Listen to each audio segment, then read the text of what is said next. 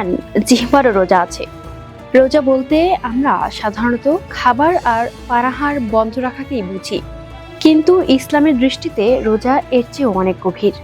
রোজা মানুষকে শুধু ক্ষুধা সহ্য করতে শেখায় না, বরং নিজের পুরো শরীর ও মনকে নিয়ন্ত্রণ করার শিক্ষা দেয়। তাই বলা হয়, মানুষের শরীরের প্রতিটি অঙ্গেরই রোজা রয়েছে।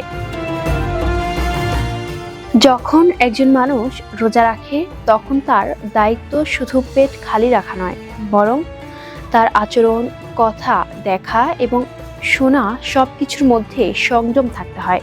কেউ যদি রোজা রেখে মিথ্যা কথা বলে, খারাপ কথা শোনে বা অন্যের দোষ খোঁজে, তাহলে সে রোজার মূল উদ্দেশ্য নষ্ট হয়ে যায়। রোজা আমাদের শেখায় কিভাবে নিজেকে খারাপ কাজ থেকে দূরে রাখা যায় এবং ভালো কাজে অভ্যস্ত হওয়া যায়।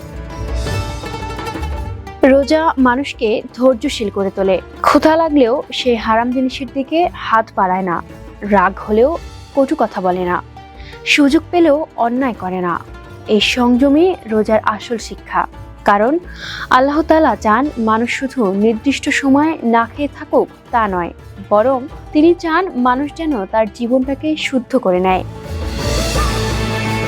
যখন একজন রোজাদার নিজের ইচ্ছা, রাগ, লোভ আর খারাপ প্রবৃত্তিকে নিয়ন্ত্রণ করতে পারে, তখন তার রোজা পূর্ণতা পায়।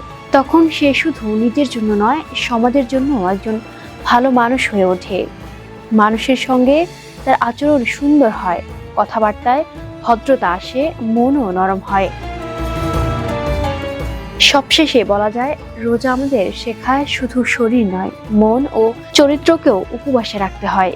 কারণ যে রোজা মানুষকে বদলে দেয়, চরিত্রকে সুন্দর করে, আল্লাহর কাছে গ্রহণযোগ্য রোজা সেটাই। দেশ বিদেশের যে কোনো তথ্য পেতে চোখ রাখুন ক্যাম্পাস টাইমসের ফেসবুক পেজ ও ইউটিউব চ্যানেলে।